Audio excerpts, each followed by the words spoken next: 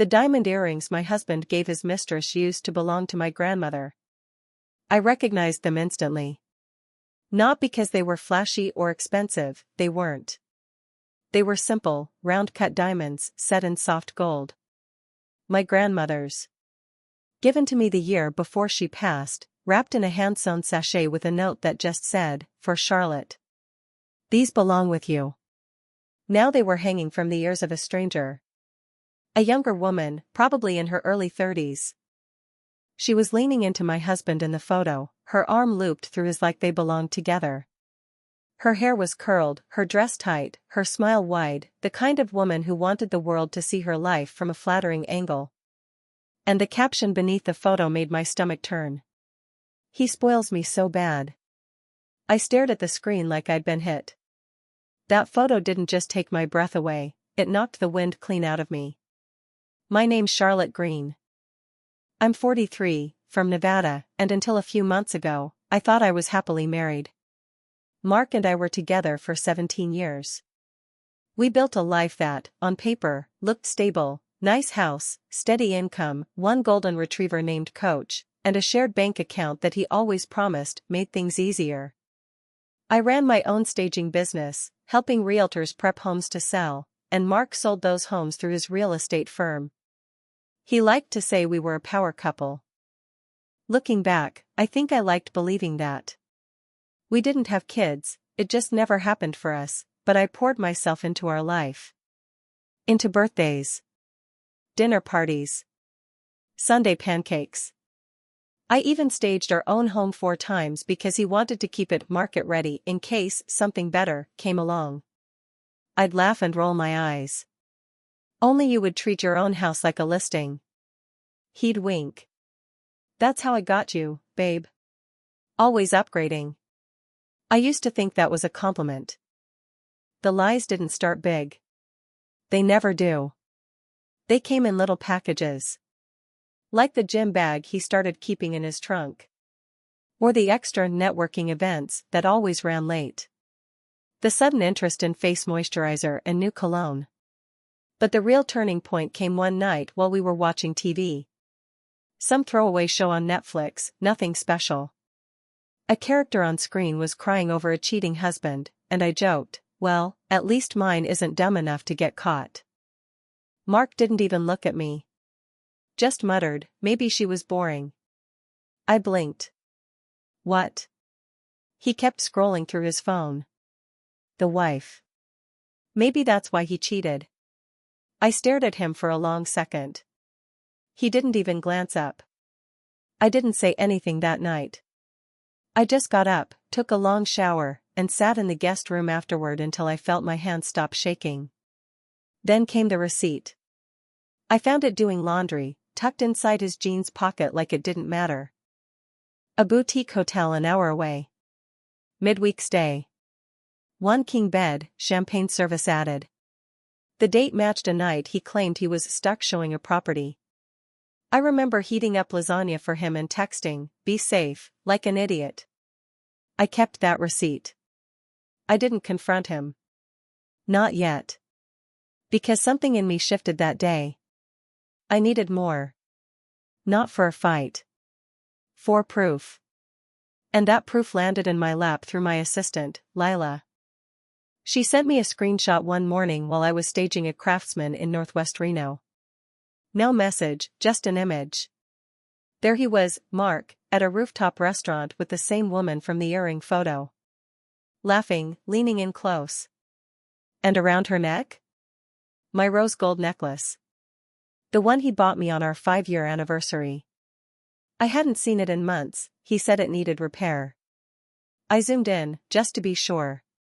The same tiny emerald charm. The same twisted chain. I couldn't breathe. That night, I didn't cry. I went to the walk-in closet, pulled out my jewelry box, the oak one with the little velvet drawers, and started counting. The opal pendant? Gone. The garnet stacking ring I bought after my first big staging contract? Missing. The silver bangle with turquoise inlay? Vanished. But what gutted me the most? The earrings. My grandmother's. gone. That was the moment I stopped being confused. Or sad.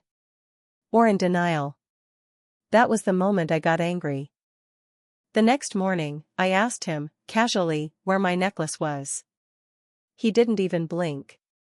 Didn't you lose that months ago? My chest tightened. No, I gave it to you. You said you'd take it in for repair. He shrugged, sipping his coffee. Must have slipped my mind. That's when I knew he wasn't just cheating. He was looting our marriage. Piece by piece. Jewelry, money, time, me. And the worst part? He didn't even think he had to hide it well. Later that night, I opened a private browser tab and started digging. Nevada divorce law. Joint marital property. Hidden assets. Jewelry classification. I learned something that made me sit up straight. Anything purchased during the marriage, even gifts, counts as community property. That meant the jewelry. That meant I had options. That meant he made a mistake. When he told me he had a golf trip coming up with the guys, I smiled sweetly. Scottsdale again? Yeah. Great courses there. You know, I've never actually seen your scorecards. He grinned like it was a joke. That's because I cheat too much. I laughed. At least you're honest about something. He didn't catch the tone. Just winked and left. That night, I met with a divorce attorney. Her name was Valerie. She wore red lipstick and carried a leather folder like it was a sword. After I showed her the photos, receipts, and jewelry list, she nodded. We're going to list every piece. The necklace. The earrings. All of it. I want them back, I said. Even if that means he has to buy them back. She looked up. From her? Yes. Especially from her. Valerie smiled like she already had the plan. I went home that night and laid awake staring at the ceiling. He wasn't just cheating on me. He was regifting my life to someone else. My memories. My moments. My jewelry. My stories. All to make someone else feel special. And he thought I'd never notice. I didn't go to the anniversary dinner. But I watched them clink glasses without me. She wore emerald green, my color, and sat in the booth where Mark once told me he'd love me until our hair turned gray. He even took her to the same restaurant we'd gone to every March for 15 years, the one with the linen napkins folded like swans. I didn't need to zoom in on the photo. I knew that booth like I knew my own reflection. I could smell the cedar steak rub just from looking at the picture. She was holding his hand across the table, laughing at something I was sure wasn't funny. The caption read, 15 years late, but right on time. The comment section was full of hearts and finally, from people I didn't recognize, and a few I did. People who had once eaten dinner in our home. People who sent me Christmas cards. I didn't like the way my hands went cold. I hated that my stomach clenched. But mostly, I hated how unsurprised I felt. I moved out of the house that week. Quietly. No note. No drama. Just packed the guest room essentials, left the big things behind. I didn't want to take anything that carried his fingerprints, not the dishes we chose together, not the embroidered throw from our last trip to Sonoma. I didn't want the couch where I cried when his father died or the rug where our dog used to nap. Let him have it all. I texted Heather, an old friend who owned a property just outside Reno. Is your guest cottage still empty? She responded within minutes. Keys are yours. No questions asked. By sundown, I was sitting in a place that didn't smell like him. No shared history in the walls. Just clean sheets, quiet wind, and the distant sound of sprinklers cycling through the yard. I stood in the doorway for a while, unsure if I felt free or numb. Then I turned off my phone and slept for 12 hours. The next morning, I walked into a bank and opened a new account in my maiden name. Just mine. No joint anything. No more for simplicity or just use the shared card. I transferred everything I'd earned from my staging jobs over the last year into it. It wasn't a fortune, but it was mine. I called Lila and told her I was stepping away from the business, at least for a little while. She didn't ask why. She just said, "Okay. I've got it covered." She paused, then added, "He came by last week. Said you were having a hard time adjusting. Asked if I'd heard from you." I laughed once, quiet and sharp. "Adjusting to what? Freedom?" Lila didn't laugh. "He said you'd been off. Like unstable. Said you'd been forgetting things. That he was worried about you." My throat went dry. "He said that?" "Yeah." I didn't believe him. "But I thought you should know." That was it, then. He wasn't just cheating. He was rewriting the narrative, framing me as emotional, unsteady, maybe even unwell. Laying groundwork in case he needed it later. My quiet retreat was now his stage to perform concern. I felt something in me click into place, like a gear locking, ready to turn. I spent the following week organizing, not my emotions, not my memories, but cold, hard logistics. I pulled every financial statement I had access to and began printing. Anything over $50 flagged. Anything marked gift or entertainment got highlighted. I created a spreadsheet titled Asset Misuse Log and color-coded it by month. I emailed Valerie, my attorney, with the subject line: Documentation, building evidence. Her reply came quickly. "You're 3 steps ahead. Keep going." The mornings were the hardest at first. Not because I missed him, I didn't. I missed the rhythm, the autopilot routine that kept me from asking harder questions for so long. Coffee first, then walk the dog, then return emails. Now I just sat by the window with a notebook and let the sun crawl across the table. I started writing down not just what had happened, but what I remembered before it happened. Like the time I asked Mark about the necklace. The one he gave her. He told me I'd misplaced it. "You're always losing things," he'd said with a smile, like it was cute. Or the week I noticed the ring was gone, and he said, "Maybe you took it off and forgot. You've been really distracted lately." I thought back to how he used to look over my shoulder when I handled bills. Not to help, just to check. Or how he'd offer to handle the taxes and wave the papers in front of me like they were too complicated for me to understand. I wrote every instance down. Each lie, each deflection, each tiny moment I let slide. Not to punish myself, but to build a timeline. Truth laid out in black and white, where no one could call me emotional or unstable. Then came the grocery store. It was late afternoon, and I just needed a few things. Kale, lemons, eggs. I wasn't expecting to run into him, but of course, I did. Standing in the produce section, thumbing through avocados like it was any other Thursday. "Charlotte," he said, like he hadn't just made our marriage disposable. I didn't answer at first. I just picked up a bunch of parsley and gave it a long, unnecessary look. "You look good," he said, voice a little too casual. "Been working out?" "Mostly just sleeping better," I said. He laughed, but it didn't reach his eyes. He looked me up and down like he was trying to gauge something. "You disappeared. No calls, no texts." "That's not like you." I raised an eyebrow. "Maybe you don't know me as well as you thought." He shifted his weight, trying to keep the smile in place. "I'd been staying at the house. Just figured you needed time. I told people you'd been overwhelmed, so they wouldn't worry." That was it. That was the moment. "You told people I was unstable," I said, voice flat. His eyes flicked sideways.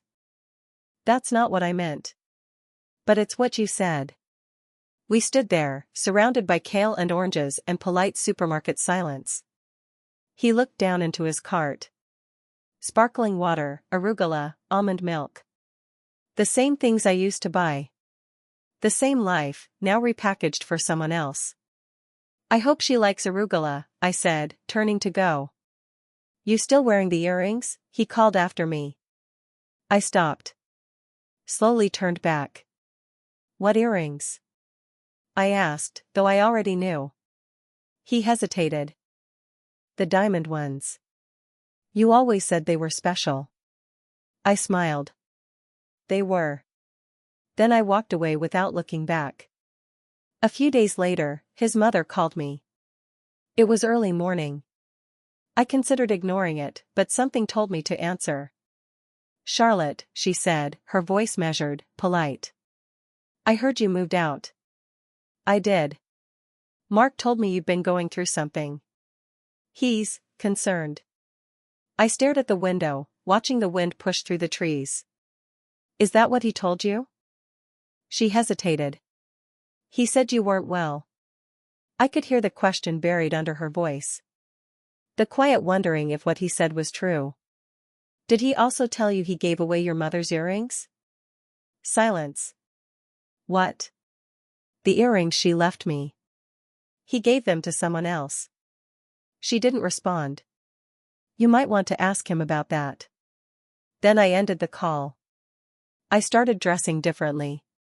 Not to reinvent myself, but to shed something. I wore colors I'd stopped wearing because he said they didn't flatter me. I cut my hair shorter than he liked. I met with a financial advisor and began repositioning assets he didn't know I had. Heather's daughter, Maya, the law student, helped me draft a list of questions to bring to mediation. Not demands. Just quiet, focused clarity. She asked me once, "Do you want revenge or results?" I smiled. Why not both? I ran into one of Mark's old coworkers at a coffee shop downtown. We chatted for a few minutes. She leaned in, lowering her voice. Can I ask, are the rumors true? What rumors? That you had a breakdown. That you left because you weren't coping. I stirred my tea, keeping my face neutral. Tell me something. If you were married for almost 2 decades and your husband emptied your jewelry box and gave your grandmother's earrings to someone else, would you call leaving a breakdown? She blinked. No. I'd call it smart. Exactly. I left her with the bill. That night, I received an email from Valerie titled, Updated Asset Trace, Jewelry Line Item. I opened the attached document. Every piece listed. Date of purchase. Original value. Estimated recovery cost. All marked as misappropriated marital property. At the bottom, in bold. Recovery recommendation, defendant required to repurchase assets from third party or compensate full market value. Including heirloom pieces. He would have to buy back my grandmother's earrings, from the woman he gave them to. And I wasn't going to stop there. His assistant sent me an email by mistake. I didn't delete it. It landed in my inbox on a rainy Tuesday morning, sandwiched between a grocery coupon and an old friend's newsletter. The subject line was vague, appraisal confirmed, and I almost trashed it without looking. But the first line caught my eye. Confirming the insured items for transfer. Client satisfied with coverage under new name. A PDF was attached. I opened it and felt my jaw tighten before I even saw the full list. 6 pieces of jewelry. All previously mine. All photographed, weighed, appraised, and listed under a woman whose name I knew too well. The final line read, total insured value, $18,470. I didn't cry. I didn't shout. But my stomach turned as I realized this wasn't just theft. This was erasure. He wasn't just taking the pieces, he was claiming they'd never belonged to me. I forwarded the email to Valerie immediately, typing only, received an error. Keeping it. And then I sat back and waited for the consequences to start rippling. They didn't take long. 2 days later, I received a call from Mark's assistant. Her voice was calm, professional, a little too practiced. Hi, Charlotte. I think you received something from me by mistake. It was meant for internal documentation. I said nothing for a moment. Let the silence stretch. You mean the full appraisal for the jewelry he stole from me? Her breath caught just slightly, then she recovered. That's not exactly how it's being presented. I'm really sorry for the confusion. I smiled, though she couldn't see it. I'm sure you are. I've forwarded it to my lawyer. If you send anything else meant for your boss, double-check the address next time. Of course, she said quickly. Absolutely. And do me a favor. Don't delete the email. You might need it soon. I hung up before she could respond. After that call, something shifted. I began to notice how many people were quietly choosing sides.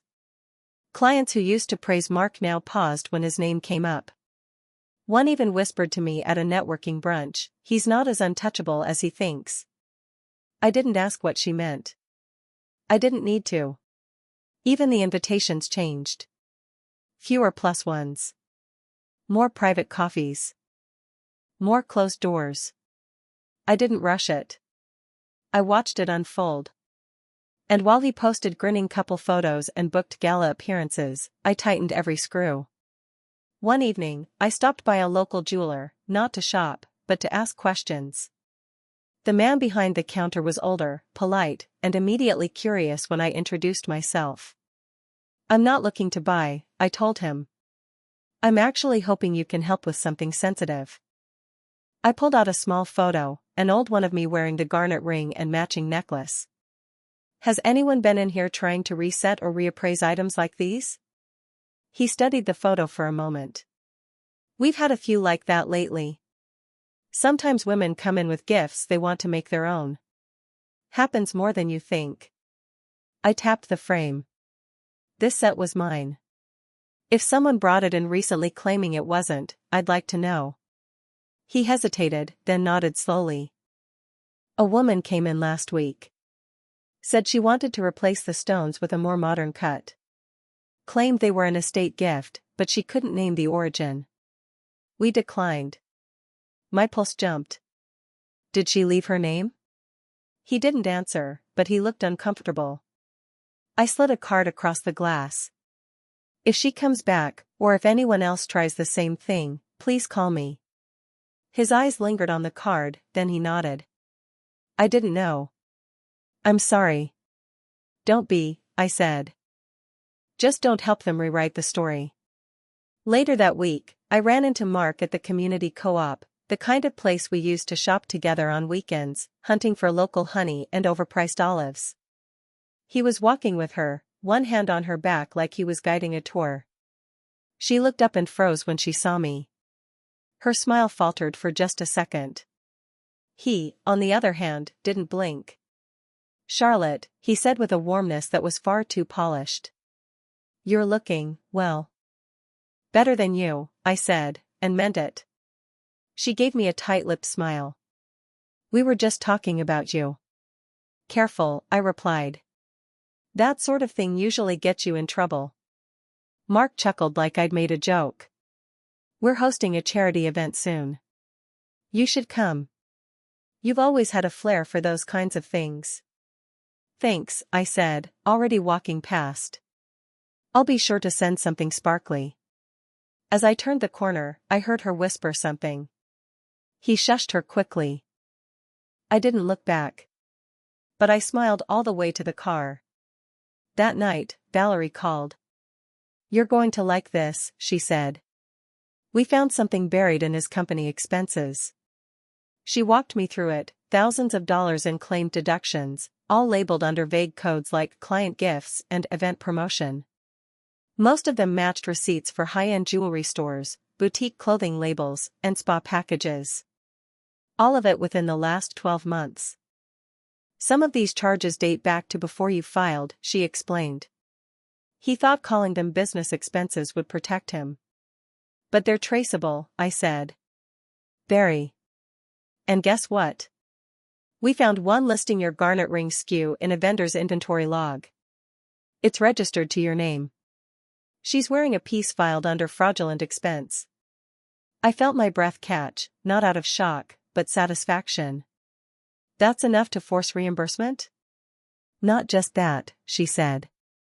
"It's enough to claim intentional concealment and misappropriation." We can demand not just replacement value, but penalty damages. How soon? Give me 2 weeks. The next day, Heather told me something odd. I bumped into someone who used to work with Mark, in marketing. She said he's telling people you're stalking him. That you've been showing up at his events uninvited. I blinked. He's telling people I'm unstable again? Heather nodded. Said you're obsessed with the jewelry. That you've lost it. I felt the cold come back into my chest. He was laying a foundation, painting me as unhinged so that when the legal blow landed, he could claim victimhood. I took a deep breath.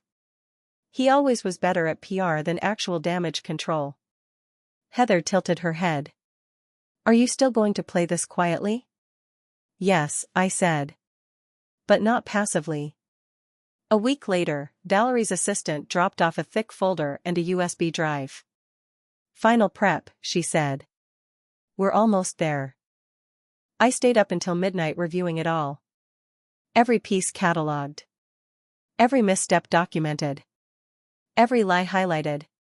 One line stood out, printed in red. The defendant attempted to transfer marital assets through third-party possession and fraudulent deduction. And then, beneath it, recommended action, mandatory repurchase or equivalent compensation. Full itemization attached. The list of jewelry stretched 2 pages. One item had an asterisk. I looked closer. Necklace, emerald cluster, vintage, last photographed at company-sponsored gala. That was when I remembered what he said in the store. The event. The charity. And just like that, the final piece fell into place. 2 days later, a plain envelope was slid under my door. No stamp. No return address. Just my name written in deliberate, tidy cursive. Inside was a black and gold invitation to the gala Mark had mentioned. On the back, a note written in that same hand. She'll be wearing your necklace. You deserve a front row seat. And for the first time in months, I felt nothing but calm. She toasted her new title with champagne. I didn't interrupt. I arrived at the gala without a date, without a photographer trailing me, and without the kind of outfit that screamed for attention. The dress was clean-cut and simple, black with a silver clasp at the neck, understated, elegant, and more importantly, nothing he would ever recognize. I didn't need sequins or designer shoes to make an entrance. All I needed was my timing. When I walked in, the servers were still circulating hors d'oeuvres, and the main lights hadn't dimmed yet. Conversations floated through the air in polite bubbles of networking. People were mingling, flattering, sipping. But as I stood near the check-in table, scanning the room, I saw them. Right in the center, where the lighting was best, where everyone could see. He was holding Cord in his tailored navy suit, one hand in his pocket, the other curled loosely around a glass of something golden. She was beside him in a fitted emerald green gown, clutching the arm he wasn't using for his drink, her fingers curled around it like she was afraid someone might snatch him away. And around her neck, bold, glittering, front and center, was my necklace. The emerald cluster was unmistakable. I had chosen it on a lazy Sunday in Santa Barbara. He'd bought it for me after I closed my first major escrow. It had never been hers. Not even for a second. Their laughter rose above the crowd for just a moment, too loud, a little forced. She clinked her glass against his and whispered something in his ear, and he threw his head back and laughed like he was already halfway to owning the room. What neither of them realized was that the timer had already started ticking. 2 hours before they arrived, Valerie's team had filed a formal court motion citing misappropriation of marital assets, fraudulent concealment, and unauthorized third-party transfers. All the documents had been timestamped, sealed, and couriered. And not just to the courthouse. To 3 media outlets.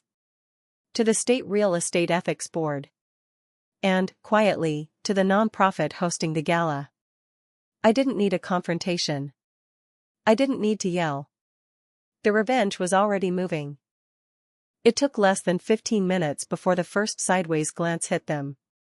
A man in a charcoal suit, someone I vaguely remembered from a planning committee meeting years ago, walked past the couple, glanced at her necklace, then at me, then back to her. He didn't stop, didn't speak. But his expression shifted. Not surprise. Recognition. After that, the ripple started. A whispered comment. A waiter slowing down just a little too long near their table. A woman tilting her head, her mouth parting as she stared at the emeralds. It wasn't loud. But it was building. She didn't notice it right away. She was too busy performing, adjusting her dress, taking photos with the event banner behind her, posing with one hand on her hip like this moment somehow crowned her. But he noticed. His smile started flickering at the edges. His laugh stopped coming as easily. I made my way across the room slowly, past a row of tall centerpieces, stopping at a table of silent auction items. I didn't look at them. I just stood quietly in full view. And that's when the gala's director, a composed woman in a navy pantsuit with a clipboard, walked straight toward him, tapped his arm, and leaned in. I saw the exact moment she whispered something into his ear. He froze. His shoulders tensed. And for the first time all night, he looked uncertain. Then he turned. And saw me. He walked toward me with the pace of a man trying to seem in control. I stayed where I was, one hand resting on the corner of the table, fingers lightly tapping.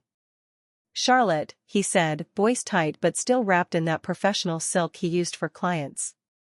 "Wow. Didn't think you'd show your face here. Didn't think you'd still be wearing mine," I said, tilting my chin slightly toward the necklace she was flaunting. He glanced back, irritation twitching at the corner of his mouth. "We're supporting a cause. You really couldn't just stay in the shadows and let it go?" "This isn't about the cause," I replied evenly. "It's about the lies you wrapped in receipts and thought no one would bother to unfold." He stepped closer, lowering his voice. "You don't get it. You could have walked away clean. Instead, you're dragging everyone through your bitterness." "You handed her stolen property," I said. "And deducted it from our marital finances. Bitterness didn't file that court motion. Your own arrogance did." His jaw flexed. "You think this makes you look strong? You look desperate. Sad." I smiled. "Then why do you look like you're sweating through your suit?" Before he could reply, a tall man in a gray jacket approached, holding a thick envelope with a seal on the front. He addressed him calmly, firmly, and just loud enough for 3 nearby guests to hear, "Mark Green?" Mark hesitated, visibly calculating whether to deny it. Then he nodded once. "You've been served." He took the envelope like it burned. And that's when I walked away. I didn't look at the girlfriend, but I saw the movement in my periphery, her stepping back from him slightly, whispering urgently, her eyes darting toward the nearest door. She clutched her necklace like someone might physically come take it off her. When I reached the edge of the ballroom, I heard her say, "Is this about that jewelry?" And then, louder, "You said it didn't matter. You said it was taken care of." That was the moment her performance cracked. By the next morning, the fallout had grown teeth. Local outlets had picked up the story and were asking questions. The firm that once displayed his face on brochures issued a statement about internal reviews. His name vanished from their website within 48 hours. Real estate forums debated the ethics of the deductions. The nonprofit quietly pulled down all gala photos that included the couple. And by the end of the week, the necklace, my necklace, showed up at my lawyer's office by courier. No note. Just a velvet box with a return label that matched her address. But that wasn't the only return. Valerie forwarded me an email from Mark's assistant, or rather, former assistant, confirming that all items listed in the motion were either recovered or reimbursed. Some came back damaged. Some, like the bracelet and the brooch, had to be repurchased at inflated prices from luxury resellers.